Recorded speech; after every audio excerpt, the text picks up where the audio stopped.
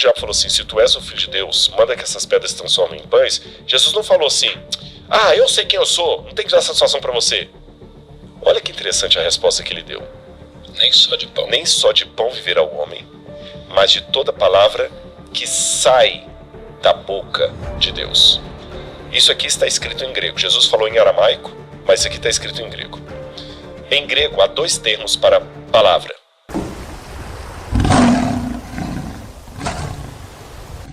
Seguinte, ó, Jesus usa a Bíblia para se defender. Ele fala assim, está escrito, nem só de pão viverá o homem. Então imagina, pá, ganhei, né? Usei a palavra contra você. Só que o diabo é tão inteligente que ele diz, ó, o diabo o levou a um lugar alto e mostrou-lhe num relance todos os reinos do mundo.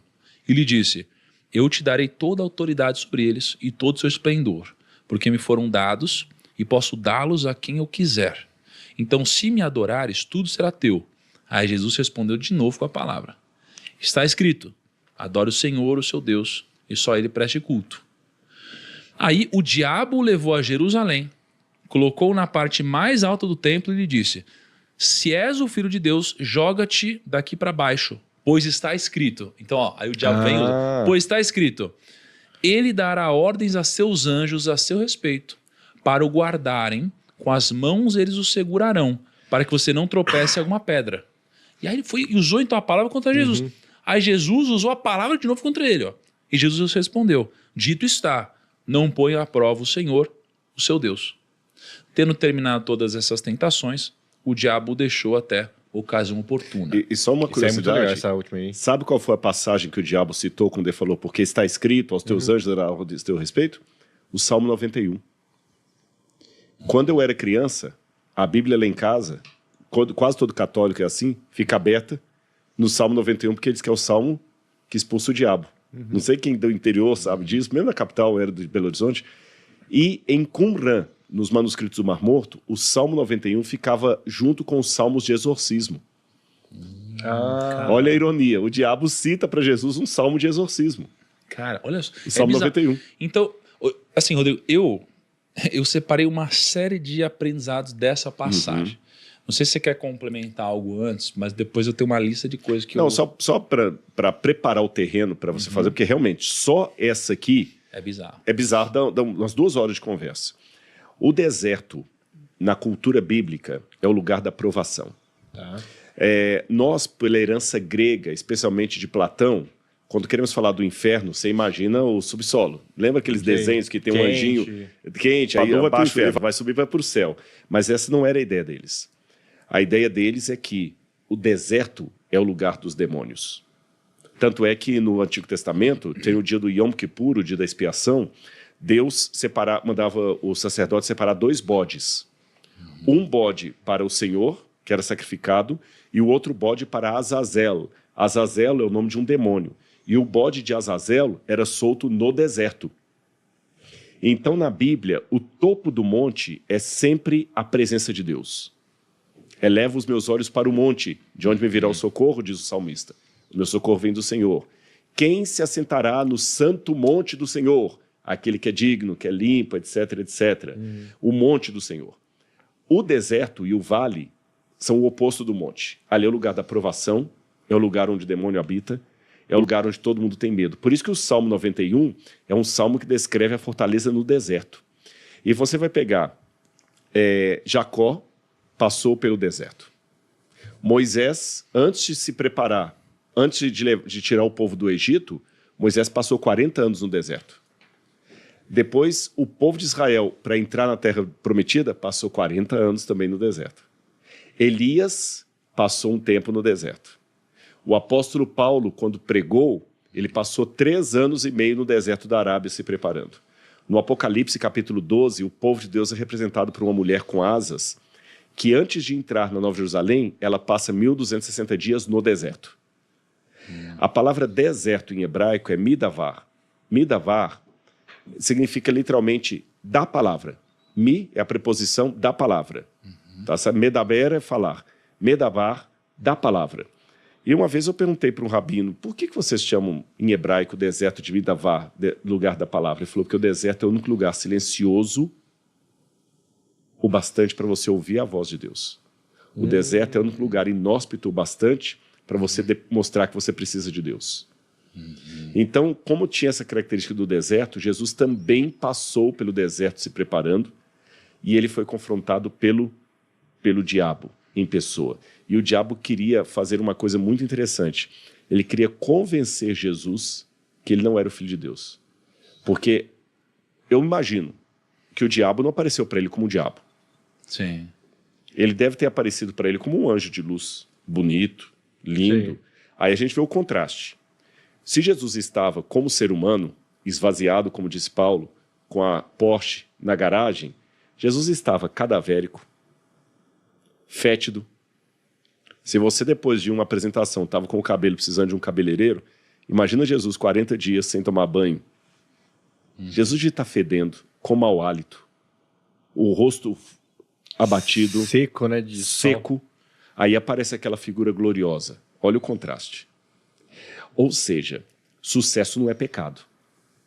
Mas nem sempre o sucesso e o contrário dele é sinônimo de quem deu certo e quem não deu. Que a gente tem o oposto. E aquele anjo, quando chega para ele, pergunta assim, se tu és o Filho de Deus, ele colocou dúvida. Sim. A gente não pode deixar que o diabo coloque dúvida sobre a nossa identidade. Eu sei quem eu sou. Se eu sou... Peraí, tem alguma coisa errada aí. Se tu és... E no momento em que o diabo leva Jesus até um monte e oferece para ele todos os reinos do mundo, me chama a atenção. A Jordânia, vocês chegaram aí, não? Na Jordânia? Eu acho que não, cara. Jordânia é do lado de Israel.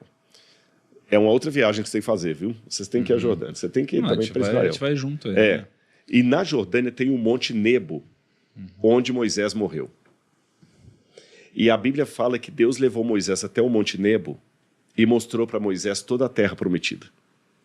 E da Jordânia, do lado de cá do Jordão, do Monte Nebo, dá para você ver realmente Jericó, o Mar Morto, dá para ver Qumran, o deserto da Judéia, dá para ver até Jerusalém, dá para ver a Galiléia, dá para ver tudo. Só que Moisés não entrou na terra prometida. Porque ele tinha quebrado a aliança com Deus, ele tinha pecado. Sim. Quando a gente conversar sobre Moisés, eu conto essa história. E Moisés morreu no Monte Nebo sem entrar na terra prometida, porque ele errou só numa coisinha. Aí agora, o diabo coloca Jesus num monte muito alto. Como essa provação foi no deserto da Judéia, o monte mais alto do deserto da Judéia fica em frente a Jericó. E esse monte, se você estiver no topo dele, ele dá de cara para o Monte Nebo do outro lado. Então o diabo colocou Jesus no alto do monte, primeiro para parecer que ele estava perto de Deus. Lembra que eu falei que o alto montanha é perto de Deus? Segundo, o diabo criou em Jesus a mesma situação de Moisés. Moisés subiu ao monte, Deus mostrou a terra e não deixou ele tê-la. Eu coloco você no monte, eu mostro a terra e eu te dou. Eu sou mais legal que Deus. Só me adore por um pouquinho de tempo. Cara, isso é bizarro. Olha só.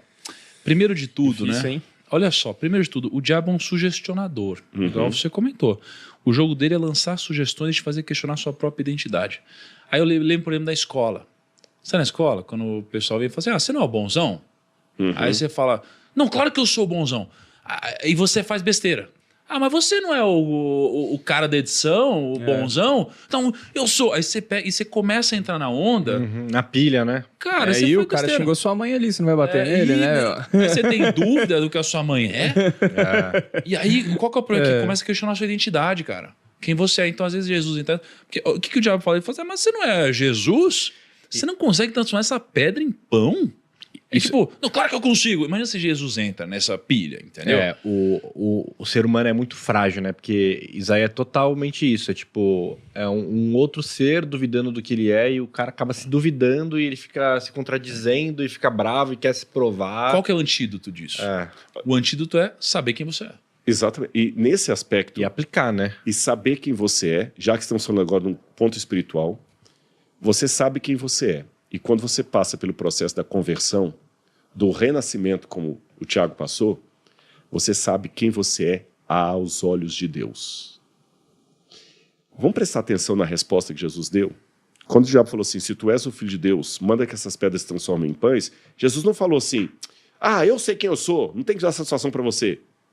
Olha que interessante a resposta que ele deu.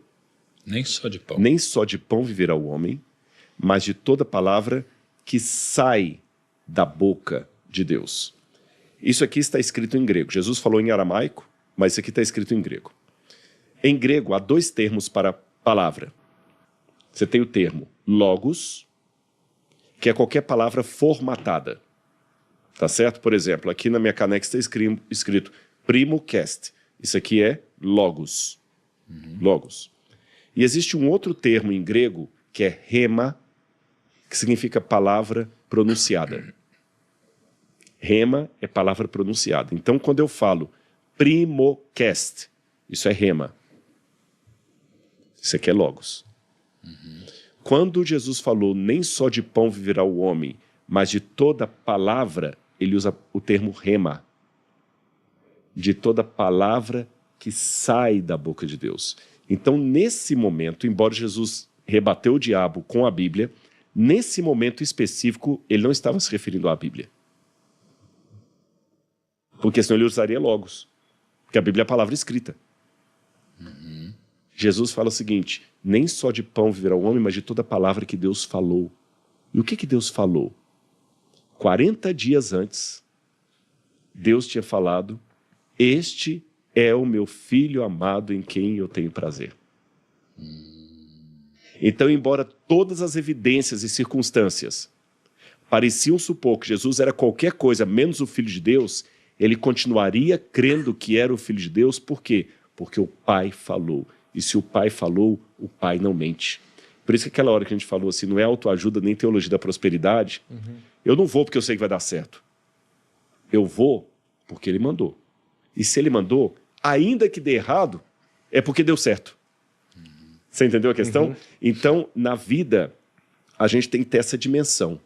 Se o Pai falou que eu sou o filho dele, o diabo não vai colocar dúvidas na declaração de Deus, ainda que ele tenha todo o argumento e toda a evidência do mundo. Humanamente falando, eu sou filósofo, eu sou formado em filosofia. Pela lógica, o diabo estava certo. Porque o Filho de Deus é glorioso, os anjos se prostram para ele, ele faz assim, tudo acontece. Aquele sujeito ali, não, cadavérico, feio, fedido, e eu conheço o deserto de dormir no deserto. Eu sei o que é. Eu sei o que é ficar 15 dias no deserto de Baiuda, no Sudão, sem tomar banho. É horrível. Imagina 40. Pela lógica, o diabo estava certo. Mas pela fé, Jesus acreditou naquilo que o Pai falou. E se o Pai falou, o Pai não mente.